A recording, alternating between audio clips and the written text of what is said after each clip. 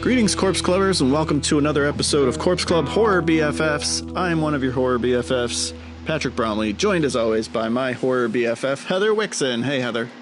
Hello, and happy almost Halloween. Happy Gialloween to you. Gialloween, yes. This Very was nice. your brainchild. Daily Dead's salute to Don't blame me. It literally was your idea. I know. I have no one else to blame. I know. I'm sorry for that. No, it was a good idea. So if you've been following along at Daily Dead for the last 2 or 3 weeks, we've been doing a tribute to the Giallo, which is a very particular type of Italian crime film. There's been new Giallo content every day, and a number of the Corpse Club podcasts have been devoted to the Giallo. This week on Corpse Club, Heather and I are doing the second part of what I assume was everybody's favorite podcast of 2019, A Very Fulci Christmas. Yes, we're doing a Very Fulci Halloween now. That's right. With a double feature of Fulci Gialli. We're going to be talking about Don't Torture a Duckling from 1972, and from a decade later in 1982, The New York Ripper. Yes, this was fun for me because, again, these were new watches for me. So it was it's sort of fun that I get to kind of run the gamut of Fulci and try to figure out just what the hell he was doing all these years. So it's been an education, if nothing else. So I'm pretty sure I talked about this during A Very Fulci Christmas, but my relationship with Fulci is storied because I would see his movies at these 24-hour marathons. At like 2 a.m. they would run House by the Cemetery or City of the Living Dead, and I'd be half awake and impatient with those movies because they don't make a ton of sense and they're super gory and weird, and I'm just like, what is this? I'm not into this. But I kept coming back to his movies and trying to understand them. Something was drawing me back to them, and ultimately it's because I was falling in love with them, and now I love Fulci, and he's like one of my favorite directors. But the movie where it really clicked for me was The New York Ripper. That was the one of all the movies. That's the one where I was like, oh, I get this. I love this. And if you've seen The New York Ripper, it's the movie least likely to get that reaction from somebody. But for whatever reason, that was the one where it really clicked for me. So you're saying you like sleazy Fulci? I mean, I definitely do like sleazy Fulci more than like classy Fulci, because I would say these movies are kind of on opposite ends of the spectrum, even though Don't Torture a Duckling certainly has sleazy elements. I mean, it's a movie about a child murdering priest and Barbara Boucher like nakedly seducing a 12-year-old. 12-year-old, yeah. So there's definitely sleaze in it. And originally we were going to include Lizard in a Woman's Skin, which is kind of right in the middle. There's a lot of like softcore lesbianism and some sleazy stuff, but it's more like psychedelic Fulci. I would put it right between these two movies on the sleazometer. But yeah, I definitely prefer like New York Ripper Fulci, like crazy, breaking all the rules Fulci, to Don't Torture a Duckling Fulci. Interesting. Yeah, I don't even know if I've really figured out my Fulci meter yet. I've enjoyed everything I've watched. That's good. I should say. There's nothing I've watched where I've been like, oh, all right. I mean, there's definitely ones that I've enjoyed more. The New York Ripper definitely was really fun for me because I think it sort of captures a really interesting portrait of, early 1980s New York. Mm-hmm. And just sort of my own connotations of how dirty and grimy that city was then. And it's sort of the story and his approach really lends itself well to that time period.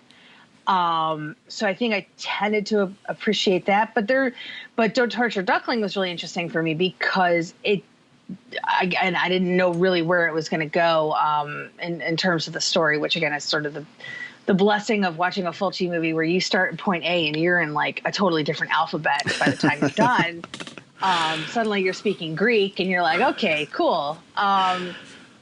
and it's funny because like for a different episode we watched a different movie where a priest was sort of the quote unquote bad guy. And so when I saw the priest character in Don't Torture Duckling, I'm trying to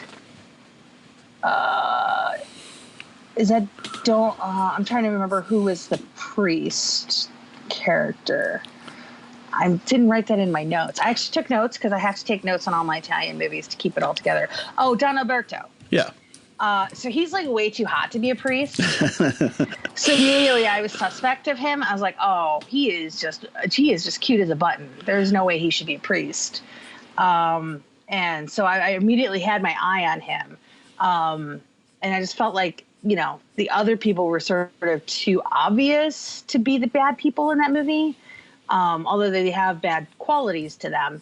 I just knew that they probably weren't the main antagonist to all this. But I do like that, like in New York Ripper, that it's it's kind of like in a way sort of, it reminded me a lot of like Tenebra, where Tenebra sort of starts off with one antagonist and then you sort of end up realizing there's this other antagonist. Right. I mean, it's a totally different kind of setup and things like that, but I like that it was like, you kind of are expecting it to be this one guy the whole time. And then ultimately it ends up being, you know, this other character and you're like, wait, what? So yeah, it was an interesting ride to watch both of these. And I think we call this our Duck double feature. Yes, absolutely. Because if you don't know this already, if you are unfamiliar with the New York Ripper, I mean, we're going to have to get into spoilers because, you know, yeah, it's the only way to do these movies. It's very important that you know that the killer calls people, and when they answer, he speaks only in a duck voice. Which is like, what? It's such an insane movie. It is a movie almost without a plot. It is a movie almost without a protagonist. There's like sort of a cop and sort of a woman, and we're kind of following both of them, but neither one really stands out as the main character. And there's no actual story. There's just a series of murders and red herrings. And then eventually you kind of find out who's doing it and why. And the why is kind of fascinating, and the duck voice sort of pays off. It is a crazy movie. And then Don't Torture a Duckling, I mean, is the line is spoken, I think, by somebody at one point. But really the only duck in the movie is like a headless Donald Duck doll. Duck. I love Fulci. I know. Yeah, that's the one thing I would say, like watching New York Ripper, it feels like half that movie is just kind of there. Like it's just existing. It's just capturing all these little snapshots of this violence and this like sleaziness. Weird foot sex. Yeah. Oh, that was a scene. That was hot. Is that what you were going to say? No, I said that was a scene. No, I know. What you meant to say was that was hot. I mean, as a woman, there's a lot of red flags that comes with that scene because I don't know how clean that foot is. Oh, gosh. And you saw New York in 1982. There's no way it doesn't have 7 kinds of hepatitis. Oh, God, no. Yeah, no. And I was just like, oh, my God. Immediately, I think I wrote down, I'm like, she definitely has an STD. Yes. Yeah, I have fun. I have fun notes. I also wrote during that scene we got a lot of man bulges in the bar. Sure. So there was a lot of man bulges in that scene. Yeah, no. If you ever thought foot sex was hot, that scene is just like a red flag city. Because I was just like, wait, whoa, okay, there's some rubbing, but then there's like some beyond rubbing, and I was like, oh no, toenails, grossness, no. It is vile. I hope she got paid extra that day. That's all I gotta say. I really hope she made some extra cash on that scene because, whew. Erica and I just kept referring to her as Carmen Sandiego because when we first meet her in the porn, sexy Carmen Sandiego. In the sex theater, watching a couple have sex, that's exactly how she's dressed. She's dressed just like Carmen Sandiego. Like, and I don't mean to like make it sound like I'm like a weird prude or anything, but did they really have like sex theaters in New York in the early 80s? Got me. Because like I feel like that would be against the law, right? I mean, maybe that's just like a little Fulci touch, but like because I remember like from what I like read like like in the red light district, like in Amsterdam or whatever it is, like that they have to simulate sex, but they can't actually have penetration. Like they have to pretend there's penetration, but there's not actual penetration. So that's why I was like, wait, did they do this back then in New York? I mean, it's New York, you know, all bets were off back then, but I was like, wow, okay. That's, you know, at least it was a change up from the typical going to the porn theater and watching porn on a movie screen. Right. This was much different. It definitely was. Yeah, she was very into it and very into the audio recordings, which that was my favorite part, was that she was recording it. Which totally reminded me, I was a weird kid in high school, like constantly taping people having sex. Well, I used to tape movies off the TV. Oh no, I think you've told me that before. Yeah, and I would travel with those. So like to me, I was like, oh, she's just like me, but not really. I taped when I was in like junior high. I think I used to tape wrestling matches, like nice audio recordings, and I would listen to them when I would go on walks. I remember just thinking about life. Yeah, just walking around listening to Piper's Pit. Who wouldn't though? So that's amazing. I never knew that. Yeah, it was like that one WrestleMania Piper's Pit. I remember listening to very specifically on a walk where he interviewed like Morton Downey and Brother Love. Yes. Yeah. Yes. Amazing. With the fire extinguisher. I love that I knew exactly which Piper's Pit you were about to talk about too. That's amazing. Only the most famous Piper's Pit. Yes. Although the one where, because was it Piper's Pit where they set up Hogan versus Andre? Yes, where the Andre turned on him was in a Piper's Pit. And he ripped the gold crucifix off of Hogan's chest, and there was a little trickle of blood, and it was like, oh my gosh, I felt Judas. so many emotions. Yes. I felt so many emotions. Oh, wow. Are we just going to do wrestling now for the rest of this? Yeah. Oh, man. What do you imagine a Fulci WrestleMania would look like? Like, there's some early 90s WWF storylines that kind of went in some crazy directions where I would, like Mae Young gave birth to a hand. If that's not Fulci, I don't know what it is. Yeah, that sounds pretty Fulci. Yes. So, and they actually, it was funny, a few years ago, they did a tribute where they were paying tribute to Mae Young or something like that, but they had like somebody dressed up as like a full grown hand. Like the hand is grown up now and was like an adult. And I was like, oh my God. What the hell is this storyline where somebody gives birth to a hand? I don't even remember the particulars of it. I know there was a storyline where she was involved with Mark Henry. I don't remember if that was also the hand storyline. Somebody on Twitter, I'm sure maybe will fill me in on some blanks because I don't quite remember. But I just remember there was some scenario of her being fisted, I think, or something. Oh my because that's what you want to think of, like a 70-year-old Was this during the woman. Attitude Era? Yes. Mae Young was very sexually promiscuous Mae during the Attitude Era. Just like era? Carmen Sandiego. Yes. And then gave birth to a hand. It was Mark Henry. Now that's all coming together. What the hell? Yeah. Oh yeah. There was some winners that time. So is it Mae Young or May? Mae. Okay. Yeah. I'm looking up Mae Young. Yes. If you look up Mae Young hand, it'll all come together for you. All I'm finding is like an old woman. Yes.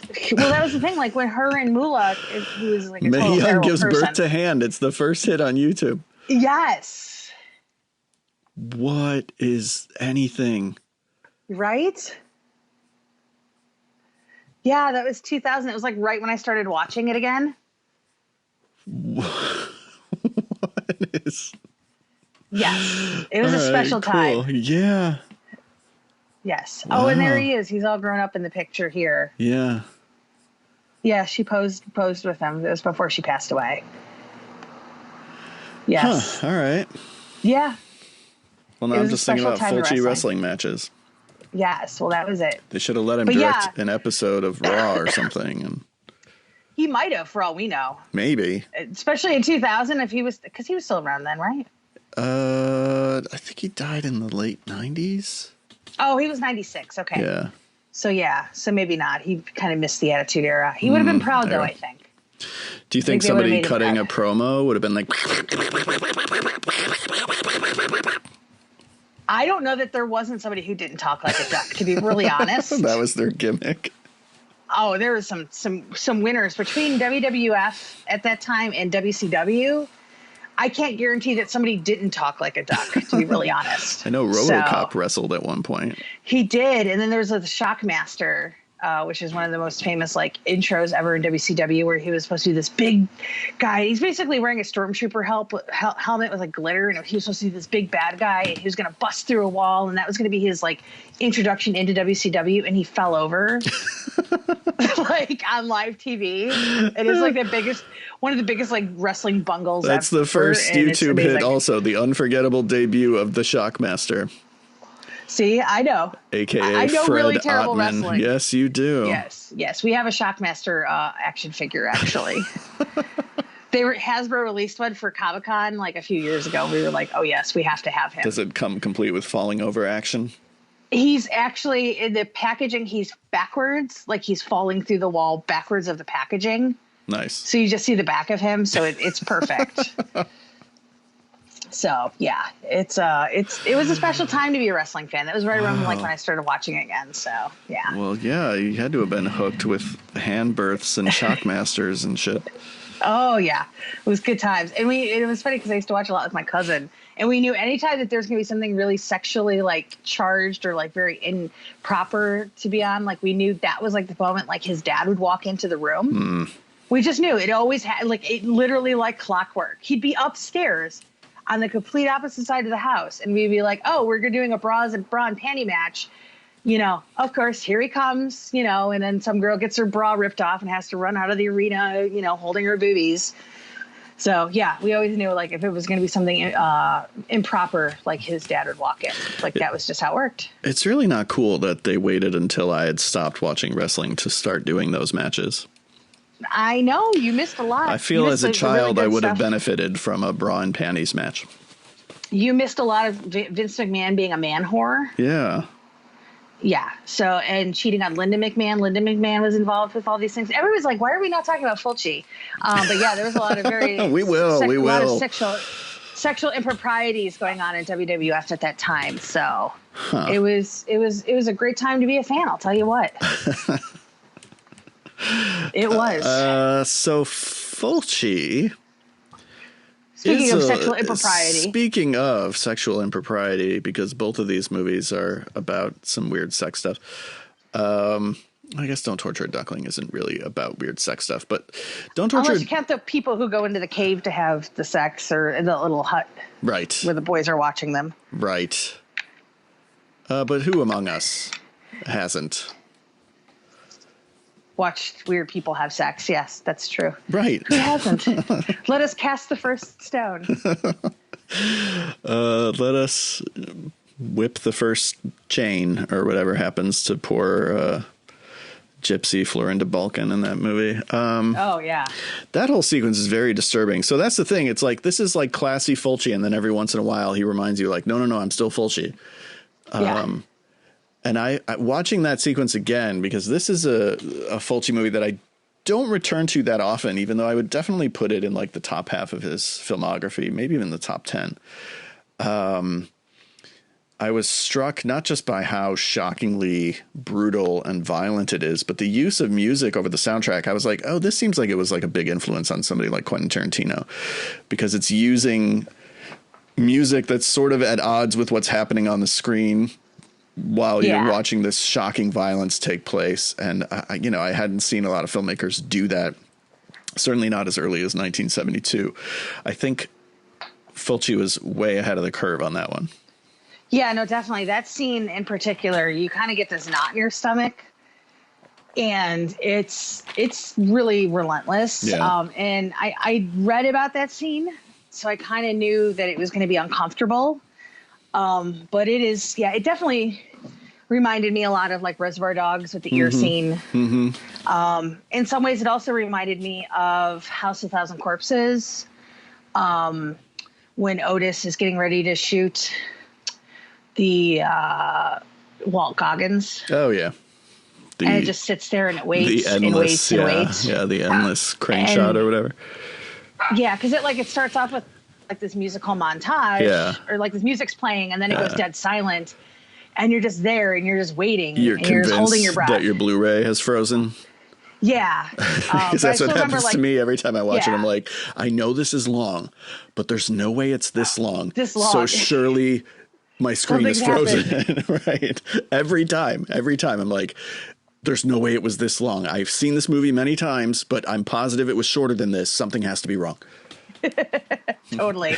But it probably, I would say, is the most impactful scene in that entire movie for me, as sort of this outsider to Fulci, because it really did unnerve me in ways I wasn't expecting. Because it doesn't take a lot to, I don't really get unnerved by a lot of stuff these days. And that to me was just sort of that idyllic, fun, upbeat, up-tempo music with these four men just circling around this woman, and there's just no escape. Like, I mean, for me, it was like I was having like flashbacks to like having to sit through Last House on the Left. Yeah, right. Well, right, because then just, to watch her drag herself to the road as everybody just passes by and nobody pays her any mind and people just let her die this like tragic death, it's so sad. Yeah. And I mean, and again, it just sort of speaks to this idea of otherism, where it's like somebody who doesn't really follow your belief system or doesn't fit into your rules of society, and how disposable those kind of people are. It's something that is very sort of relevant to things going on today. Yeah. And yet this is a movie that was made like 40 something, almost 50 years ago now. Yeah, almost 50 years ago. And for me, that was probably the most striking moment in the movie, was just that whole sequence, how sad it is, how hard it is to watch, especially when he kind of goes in up and close as to, when the chains would like rip her skin. Yeah. And you kind of get that weird, like, fleshy tears. Yeah. That were kind of like bubbly and gooey and horrible. It's a gross effect. It is, so it's just one of those where I'm like, okay, like I knew it was coming. But yeah, for me, that would be like sort of the peak moment of this entire movie. Some might argue it's Barbara Boucher naked, but I mean, that's a peak. That is up or a couple of peaks. It's one of the peaks of the movie. It comes very early on, which is kind of nice, because then if you decide you're not into the movie, you can just bail. The floor in the Balkan scene. Yeah, you gotta wait around a little, and that's really the only. It's not a real set piece heavy movie the way the New York Ripper is. So the floor in the Balkan sequence is like the only real major set piece in the film. And I like what you said about otherism, because what makes the movie so kind of transgressive is we watch what they do to this person who's determined to be the other, who doesn't follow their societal norms and conventions. And yet when we consider what their societal norms and conventions are, it's essentially Catholicism. And we see, again, spoilers. I think I said this at the top of the episode, so I apologize for those of you who haven't seen Don't Torture a Duckling, because I did ruin it for you earlier, but spoilers for Don't Torture a Duckling. The murderer of the film is this Catholic priest. And so it's very, very critical of the church, and really makes you rethink the way that this gypsy woman was treated. It's a really subversive movie. Yeah, it's interesting to me, because I was trying to think about this, because like the only things I could really think about, maybe this is just because I'm so familiar with like American cinema, I couldn't really think of a lot of instances in the early 70s of where we saw priest characters portrayed in a negative light. They were always sort of the characters you brought in to like deal with things, obviously like The Exorcist or things like that. So to me, it was really interesting, because I was like, was this ahead of that curve for us over here in terms of like realizing that maybe there was sort of these unspoken things that happen within the church? Right. The dark side of all of it. Yeah. And how we sort of that idea of blind faith and, the trust that we put in these people that, they're still human beings, they're fallible, So yeah, I was trying to think about that, whether or not we'd seen that before, and I couldn't come up with anything. because I'm just not that smart, I guess. So wouldn't be until Silver Bullet that we saw an instance of that in America. And he was technically a reverend. That's true. So everybody was doing that hot priest meme, and so I tried to do the hot priest meme with Reverend Lowe, and then I was like, well, he's technically a reverend, but he wears the collar. It works. Yeah, it works. He's got an eye patch. Right. Turns into a werewolf. What's not hot about him? Right. So one of the worst werewolves in any movie ever. Now you be nice to that big teddy bear of a werewolf. The moth-eaten Wile E. Coyote suit. Look, Carlo Rambaldi was trying his best, I guess. I've seen Carlo Rambaldi's best. That is not Carlo Rambaldi's best. I love Silver Bullet. I know. I'm second only to you terrible. In my love of Silver Bullet, and it's just a bad werewolf. That's all. Yeah, it is. But the good transformation sequences. Yeah. Yeah, everything else about the movie is awesome. Yeah, no, I know. They're at least they're better than the monkey suits from Howling 2. Well, right, because those aren't even technically werewolves, I don't think, right? No, they were actually monkey suits. That, right, Fox because as we know, when a man transforms, he reaches the monkey stage. The monkey phase. Yes. Sorry. Yes. Yeah, but what are they going to do? Stupid studio sent him over the wrong suits, and they weren't going to send new ones. So what are you going to do? Christopher Lee bailing him out. He's like, Christopher Lee, come here, my friend. We're gonna make a slight change to the script here. I can just imagine thinking Christopher on Lee. His feet. Yes, but yeah. So I was thinking about that because, I know, later in the 70s, we saw things like the Thornbirds. Right. Was that early 80s? I think that was early 80s. But yeah, the book I think came out in the late 70s, and then finally became a mini series in the early 80s, where it kind of gave you this idea of that, just because somebody's a priest, that maybe that they are very conflicted in their faith. But it really, I would imagine in the early 1970s, that it had to be very taboo. Mm-hmm. To really push. I guess push is a fun little word for this movie, but to sort of show a priest who had these sort of inclinations, if you will. Mm-hmm. But yeah, it was. It was interesting because it really is. It's a total opposite on the spectrum from New York Ripper. But I liked that. I liked that. You kind of start off very, everything is so picturesque, and really the music's lovely, and the cinematography really, it's sun soaked, and it makes you feel warm and safe. Mm-hmm. And there's nothing that's warm and safe about that movie. So I like that. That it felt very different for me. For Fulci versus, the stuff we watched for Christmas in terms of The Beyond and City of the Living Dead and things like that. And even, in juxtaposition against New York Ripper, where, everything sort of has this weird grimy texture to it. It was sort of artificially lit in most cases. So I did like that. It just sort of felt like you were just sitting, in the beginning, you're just sort of sitting in a field on a warm summer day, and there's no problems in this world except, unless you're, oh gosh, I'm totally blanking on her name. Why am I blanking on her name? I was so good at all these names. Whose name? Florinda Balkan? Yes, Florinda, who's digging up the bones of her child. Right. So yeah, I really liked this idea of how he was able to sort of challenge these societal norms in a way that maybe I don't know that a lot of filmmakers were at that time. I mean, again, I can't say that I know everything about everything, so I'm sure that there's other instances that I don't know of.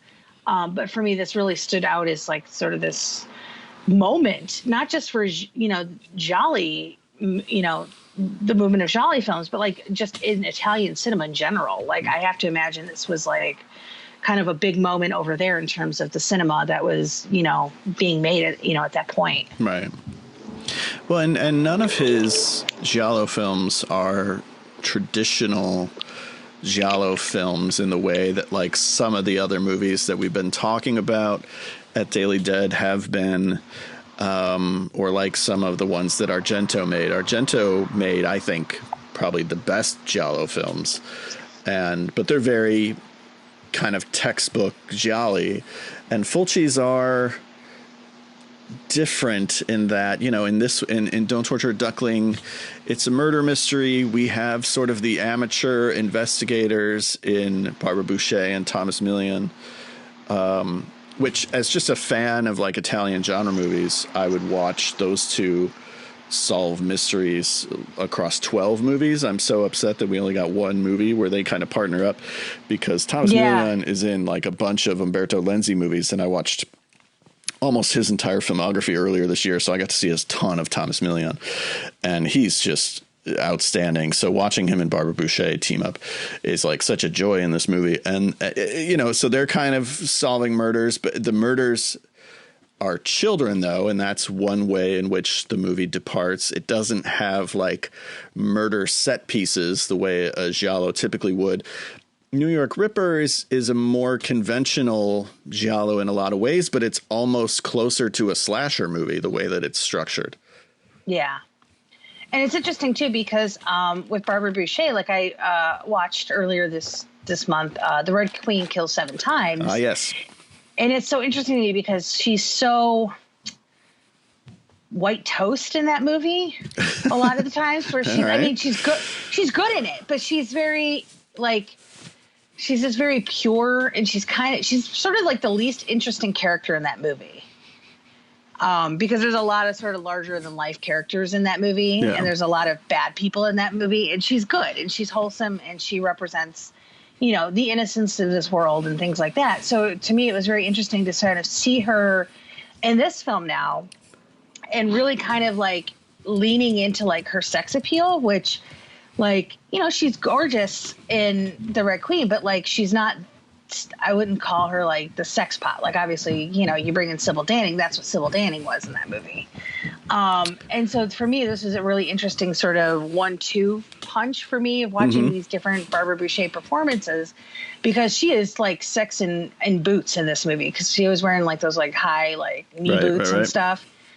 With the little short skirts and stuff. And she is just fantastic. Like, there's just such a different energy to her performance in this movie. I mean, I didn't dislike her in The Red Queen at all. Like, I really liked her in that movie, but she's really dynamic in this one in a way that we hadn't really seen her, but at least I hadn't seen her do that in Red Queen, which I thought was fun. Yeah. Yeah, she shows up in a lot of these, and as you said, you know, kind of doing something different in a lot of them. The movie that I wrote about, which is The Black Belly of the Tarantula, she's sort of barely, and she's just a victim in that movie. So she's just sort of there as eye candy to be a beautiful woman who gets murdered. So it was nice to see her play a much more proactive role and kind of get to be the hero in this one. Even though, you know, I've seen this movie probably 4 or 5 times, but I was watching it with new appreciation this time, I think, because, as you said, I had just watched her in this other movie, and it was like comparing the two, just as you were doing, she pops a lot more in this one. Just her introduction, which we've already made reference to. I mean, she's introduced into this movie fully naked, seducing a child, you know, and yet... Yeah. And yet we're with her for the rest of the movie. Like, what she's doing is kind of repulsive. She's not really seducing him. She's just sort of having... it's kind of repulsive. I would say it's pretty... Well, but like... she's not... It's almost more like she's having fun with him. Like, it's still wildly inappropriate, but she's teasing him. She's not actually trying to seduce him. She's not trying to get him to sleep with her. She's teasing him. She's like, hey, I'm naked and I'm hot. You like looking at me, don't you? Well, go ahead. It's inappropriate. It's wrong. It's criminal, right? But it's not. I was gonna say, could you use that argument in court? No, we're not going to court. Luckily, this is good. Okay. But she's not actually. It was different. It's different times. It's different times. The 70s were different. There's something. It's Italy. They're a little freer in Europe. It is much more European. It's absolutely true. Like, there's something that's much more playful about it than it is sleazy. And I think that's what allows us to still be on her side the rest of the movie, instead of being like, you are a sex criminal. We are not going to support you for the rest of this movie. I think we're still like, oh, Barbara Boucher, you're still the best. Yeah. And it's funny because like I mentioned this on the other episode we did when we talked about Red Queen, but like I only ever really knew the only thing I ever knew her in was the original Casino Royale. Right. Which I watched before I watched the other Casino Royale. Okay. So that like I just assumed her to be like sort of this American actress, which I mean she is, like she's, you know, but it's like, but so much of the work that she did was like in Italy, which I think is really fascinating to me. Because it was obviously a choice that she made in terms of, you know, and I think she still lives in Italy if I'm not mistaken. I don't know. Which is, yeah. So it's kind of interesting to me that, you know, she's worked a lot in like, she's worked in some American productions. She's done some German stuff.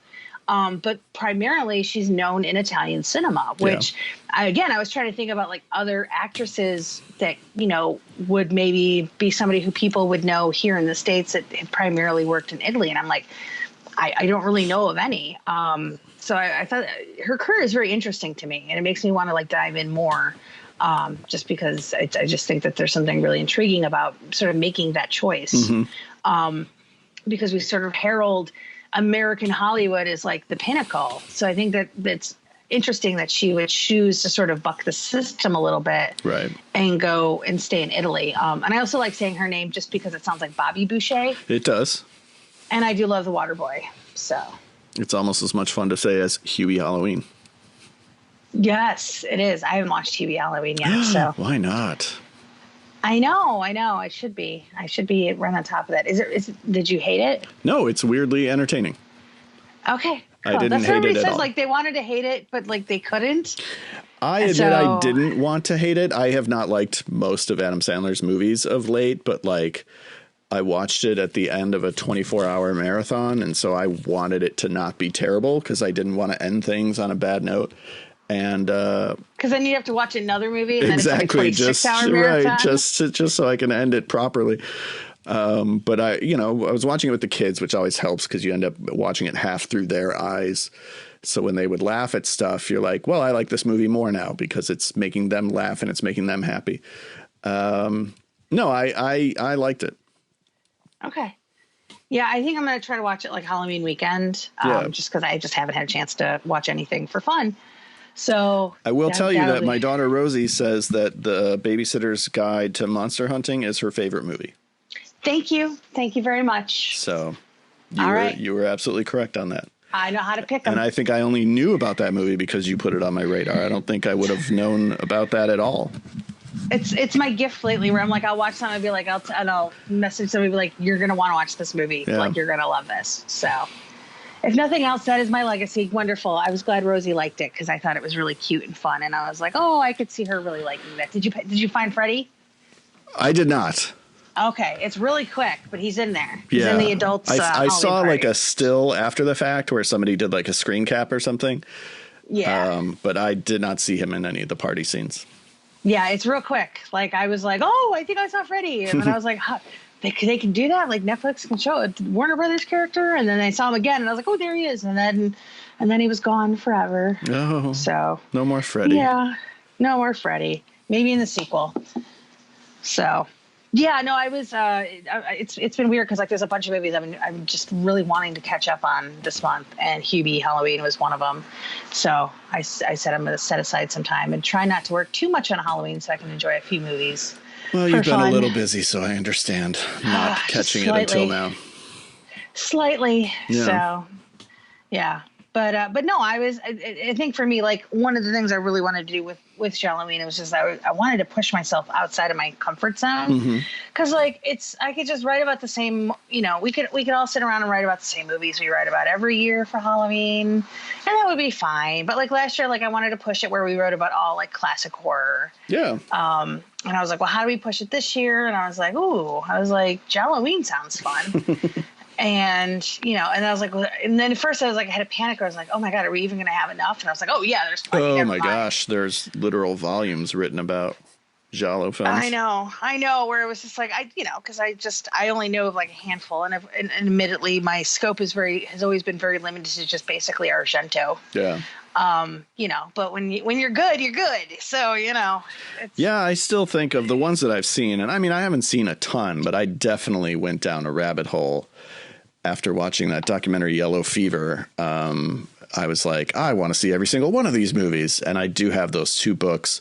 There's a 3rd volume now, but there's 2 books that were sent to me as a gift called So Deadly, So Perverse. And they're just about Giallo films. And like I said, I think there's now a 3rd volume that I do not have. But so I've read about a lot of different ones. They're not even all available in the United States. You have to import movies, or some of them aren't even out on DVD or Blu-ray. Of the ones that I have seen, and I've seen a good amount because boutique labels have put out a ton, although I have not yet watched any of the. Vinegar Syndrome put out that Forgotten Jolly box set, which are like really obscure, and I did pick it up at their last sale, but I haven't watched any of them. Of the ones I've watched, Argento has made the best ones.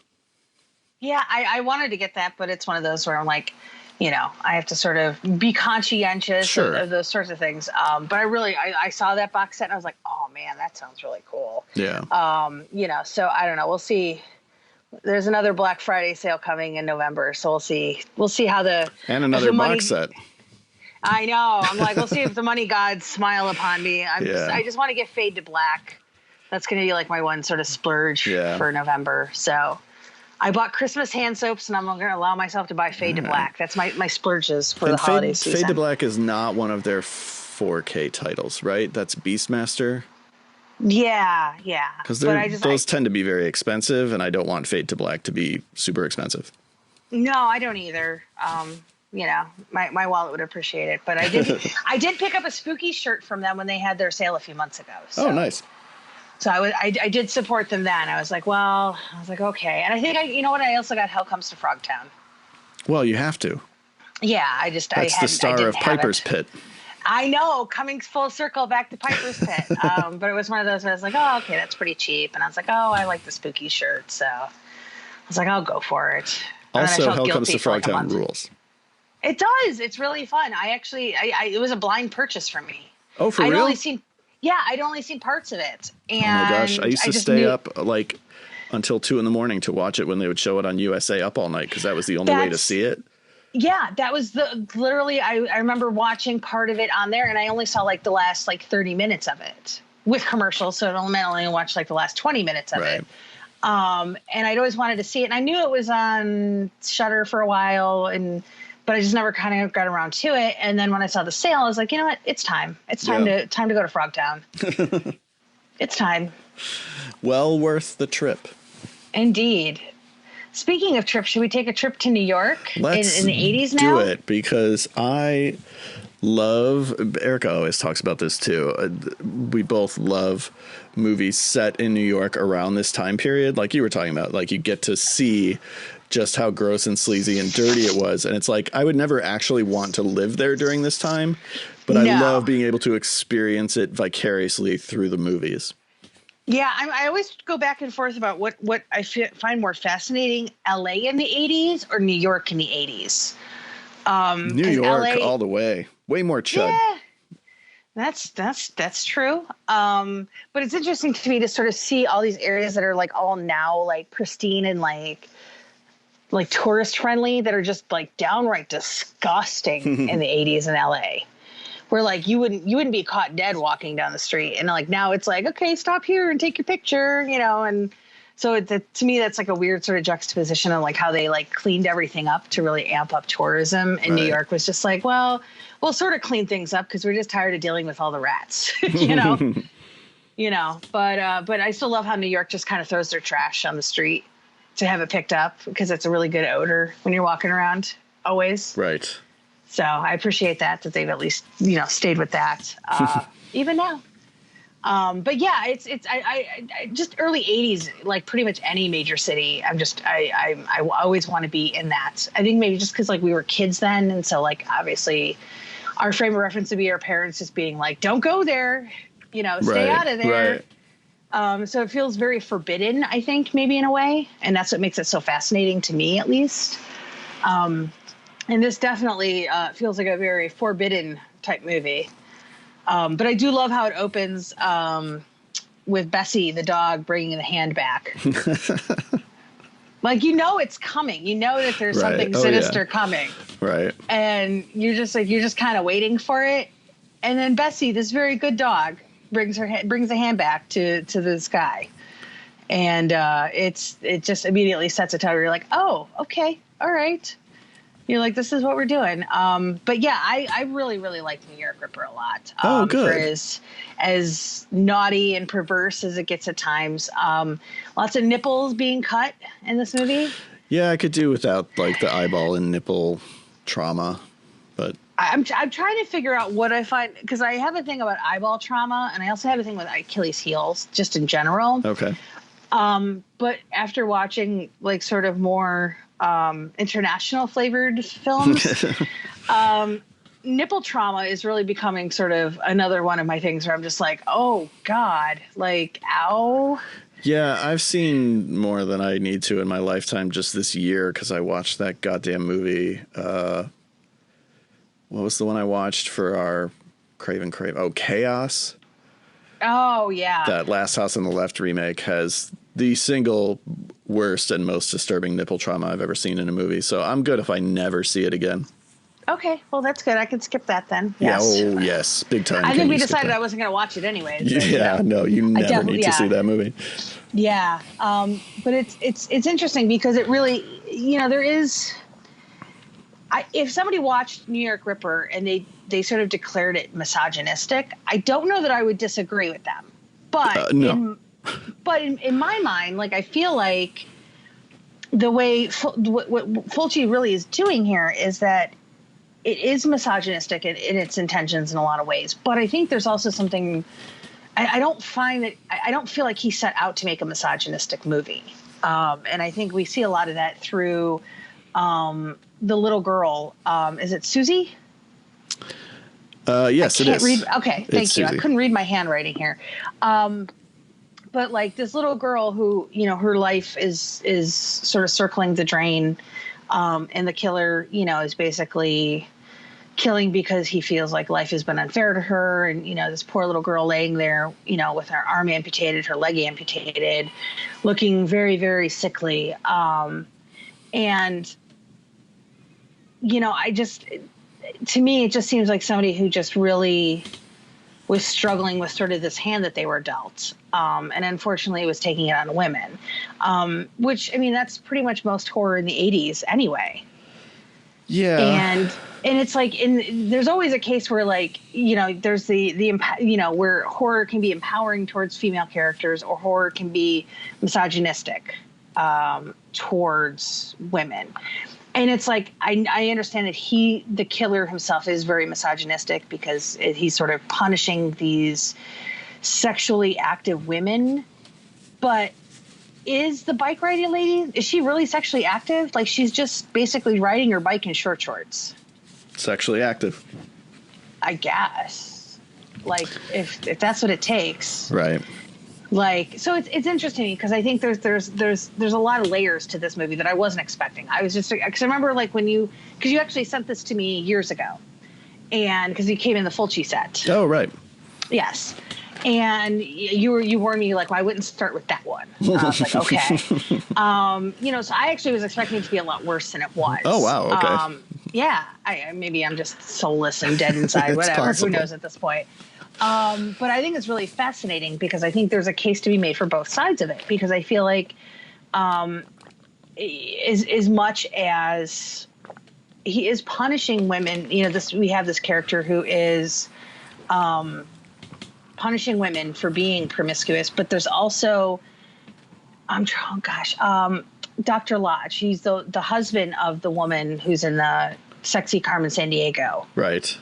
And I think his character is really interesting because he knows what his wife is doing. He knows the sort of what his wife's activities are, if you will. And he hasn't really judged her for that. It's just part of their marriage. So for me, that was almost in a way kind of sex positive. So to me, there's a really interesting dichotomy to this movie where I wouldn't argue that has misogynistic undertones, but I think it also has a little bit more to say beyond that. Well, I guess you could read the doctor's attitude as being progressive or open-minded, but ultimately Carmen Sandiego is still violently punished for being promiscuous or sexually... It's not deviant isn't a fair word. I mean, I would say deviant within societal norms. Okay. Because well, especially for 1982, I guess. Yeah, because I mean, she's going to live sex shows, Right. wearing pretty much a trench recording coat them, you know. Recording them, audio recording them, not even video recording them. No, video would make sense to me. Right? Then it's like you're making your own again. porn, right? Exactly. But I'm just going to listen to these people have sex. I'm gonna do an audio only of OnlyFans, where like you're just gonna have audio recordings of just stuff. Listen to sex. Yes, I like it. It's gonna take off. You watch. It's like Audible, but for porn. Yeah, pornable.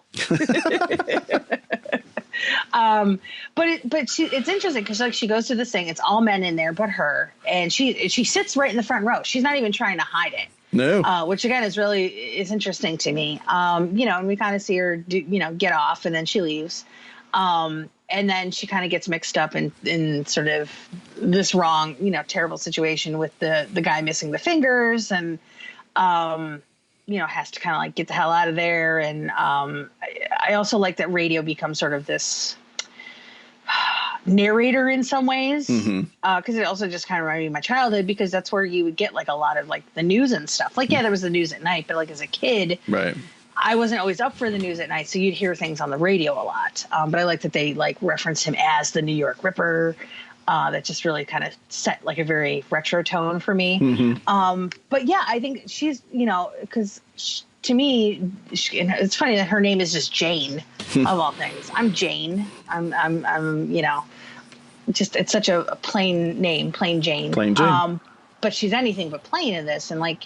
She's just out there consistently sort of like pushing her own buttons, or having men push her buttons with their feet. That too.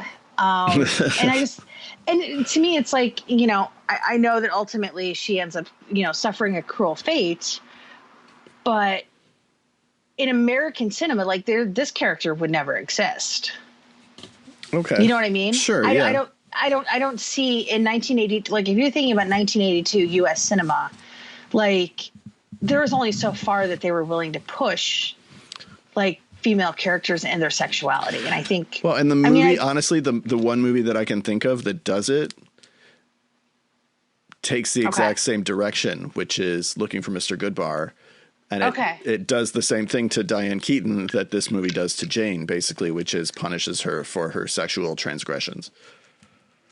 Even though it presents her as, promiscuous and sort of sex positive for most of the movie, ultimately it says, oh, yeah, but you play with fire, you're going to get burned. And it, not to spoil the end of Looking for Mr. Goodbar, but, you can't see that movie anymore for some reason because it's not available anywhere. In some ways it kind of reminded me of Body Double. Okay. To a degree, which was a few years after this. Yeah. So I was wondering if, De Palma was kind of influenced a little bit I could see by that. I do remember my mom renting Body Double and then realizing about 20 minutes in that I shouldn't be watching that. And I was like, oh, never mind. But I haven't watched Body Double in a really, really long time, so I couldn't remember if it really kind of matched up a little bit. But there is, because she in a way is sort of a voyeur, but she's also an active voyeur. Right. So it's interesting. But I think if you told me that New York Ripper had an influence on a lot of sort of the voyeur cinema that we got in the early 80s, often, I guess, at the hands of De Palma, I wouldn't disagree with you, I guess, is the best way to put it. Well, and Fulci has described New York Ripper as his tribute to Hitchcock, which makes sense considering how much it's about voyeurism, how much De Palma takes from Hitchcock. So they're all sort of working in the same space. So I can see the way that each is talking to the other. Not that De Palma's necessarily talking to Fulci, but Fulci may very well be an influence on some of those early 80s De Palma films. Yeah, it also, in some ways, and this sounds weird. And again, this isn't a movie I watched in a really, really long time. I think the only reason I ever rented it was because of Terry Niles. But it's also kind of like gave me vibes of The Seduction, which is the Morgan Fairchild movie. Which I have not seen. Scream Factory put it out, I think, but I haven't seen it. Yeah, I haven't watched it since I was a kid. Again, I don't know why they would rent this movie to a child, but sure, why not? But again, that was that sort of has like a Gialloween kind of undertones to it, from what I can remember. And again, it's sort of her kind of toying with this guy who's watching her. Again, it's been so long since I watched it, but I do remember being really excited after seeing that movie, and then realizing that Colleen Camp was in it because I loved her from Clue. Sure. So it's been so long, but I like the fact that sort of this movie just feels like sort of right at the cusp of where maybe sort of the sexual thrillers of America were sort of heading towards. Mm-hmm. And it kind of got right in the front of everybody and was like, okay, I'll drive the train. You guys hop on. Well, and because it's Fulci and because it's Italian, it's able to be so amped up in terms of both the violence and the sexuality. The Hollywood versions that we got were much more toned down, but working in the same sandbox in terms of sex and violence. But this one outdoes all of them from the outset. Yeah, I mean, you would not get an American movie that is so graphic in its depiction of foot sex. you wouldn't have Meryl Streep with a foot in her vagina. No, you she really won wouldn't. an Oscar for the Foot in the Vagina movie. Okay. Yeah, is that my left foot? I believe so. I've never seen it, so I assume that's what it's about. I assume that's what it's about as well. Yeah, I mean that, and it's funny because we were joking about that sequence, and it sort of reminded me of the sequence in Duckling, where it's a really long scene. Yeah. And it doesn't stop, and it just keeps going. That's Fulci's thing, is like he's going to take you way past the point where something is uncomfortable. He does it with the eyeball sequence in Zombie. He does it with the girl picking up her guts in City of the Living Dead. He does it here with the foot. It's like there's a point at which any other filmmaker would cut, and he keeps going always. And that's something that is so interesting about him, I think. That's why we love him. That's right. Yeah, but I mean, it's like, again, as much as we make fun of that scene, I mean, it's brilliantly shot too, which is weird to say in terms of like the shot from underneath, where it's like it's almost like watching the shark swim up on somebody in Jaws. Like, right. I can't even believe I'm saying this about like a foot sex scene, but I mean, it really is a really interesting sequence because it's a completely different type of tension. And yet again, it's like one of those, like, nobody, like, who would touch that scene right here? Nobody. Like, you would do that scene and you would play it completely above the table. Yes. And you'd probably do it for like 30 seconds and then you'd get the hell out of there. And not Fulci, God bless him. He was like, no, we're going to do this, and we're going to go and, for a close up, we're going to do underneath. We're going to really set the stage here. And I was not prepared for that. But again, it's like, for as sleazy and weird as it feels, like there's actually something really interesting about the filmmaking to it, where you realize it's not just him throwing up a bunch of weird shit on screen to kind of evoke a reaction. Like there's an artistry to it. Yeah. That it's supposed to push you in some really weird ways. And, I was trying to think of ever sort of done that. I just was like, no, it's Fulci. Well, I'm glad you say that, because he has a reputation, I think, for being somewhat technically inept, because so many of his films are somewhat narratively unsound or illogical. I think people translate that to like, well, he doesn't know what he's doing, that he can't tell a completely coherent linear story, and that's the fault of the filmmaking. And that is just not true. He's actually a very technically proficient filmmaker. It's just that his technique doesn't follow all of the exact rules of Hollywood cinema. And so it is a language that you have to sort of unlearn and relearn when you're watching his films. And again, I'm fortunate enough to have watched basically any movie that he has that's available. He's got a lot of Italian comedies that he made in the 1960s that you just can't see in the United States. But any movie that he has that's available in the United States here, or even some that I've had to import, I've been able to see. And so I've kind of learned the language of Fulci. And New York Ripper, I think, is one of his most technically well-made and interesting movies. Yeah, I mean, it's like, sure, do I like when, movies make sense narratively? Of course I do. But, like, but they don't have to. Yeah, like, I watch 300 movies a year that do that. Like, right, exactly. So yes, thank you. So I can go off and, sort of kind of go off the beaten path a little bit and watch something very different. And I'm okay with that. Yeah. But and I think what's interesting, too, is, like, even when you look at something like The Beyond, where you're watching a movie and the first 75% of that movie doesn't, it's just sort of there. But somehow he always finds a way, like, by the end, to make it all lock together. Mm-hmm. Like, it may feel very happenstance going into it. And as you're kind of, doing these reveals or these character moments or these different sequences and things like that. But it always comes together, at least with, like, the 5 that I've seen now. Like, they've all kind of come together. Mm-hmm. And I think, to me, like, that's just somebody who maybe he's looking at the bigger picture, and then the smaller picture, he's just out there doing what he wants to do. And, like, let's just let him do that, because it's more interesting to me. Yeah. Yeah, this is one of my, I don't know if I have this in my top 5. I ranked all of his movies once, and I can't remember where New York Ripper was. It might have been like 6 or 7. But I would consider it one of my favorites of his.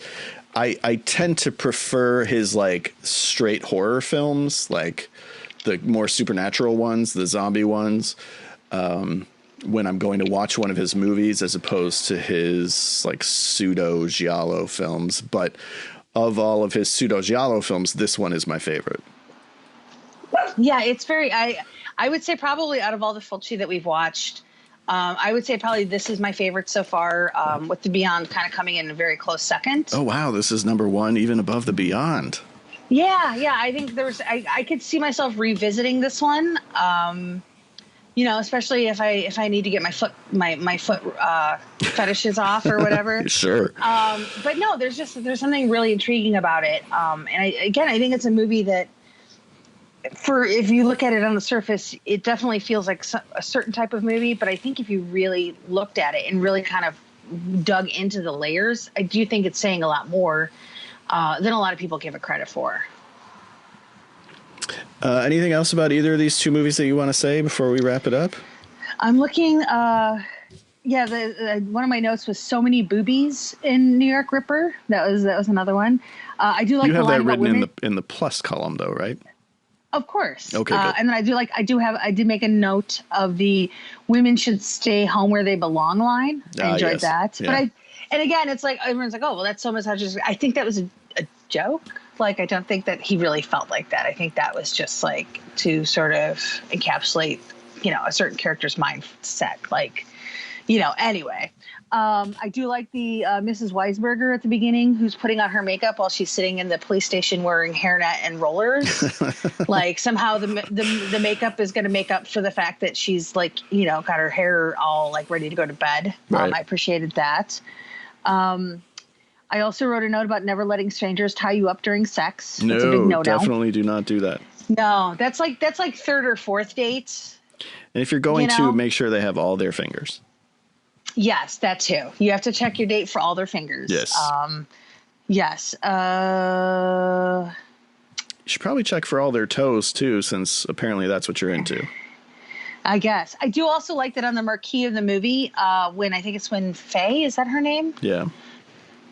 When she's being hunted down, I do like that it was American Werewolf and Nighthawks at the movie theater. That's a hell of a double feature. It is. But yes, the quack voice was one of my favorite things of it, because it's so fucking, I guess, whatever. There's the F-bomb for the episode. It's so goddamn weird. Yeah. And, like, I don't understand that decision, because at first, before I realized, like, it was a duck voice, because again, I didn't read up anything about the movie going into it. I just went into it.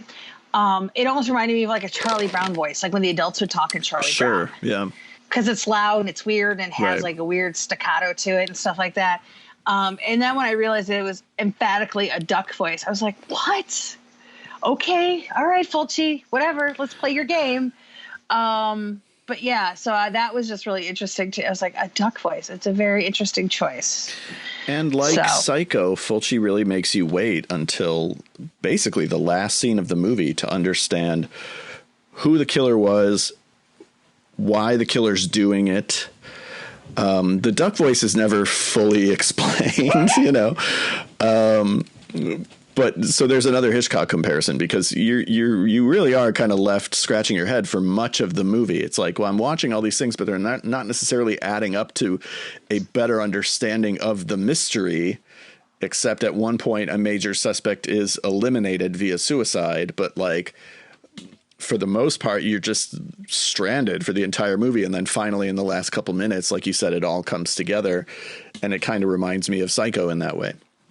Yeah, I mean, I think, you know, obviously the duck on the girl on Susie's nightstand, you know, right? That was clearly sort of a connection between her, you know, and Peter, you know, and their connection or whatever. But it's a choice. It is definitely a choice.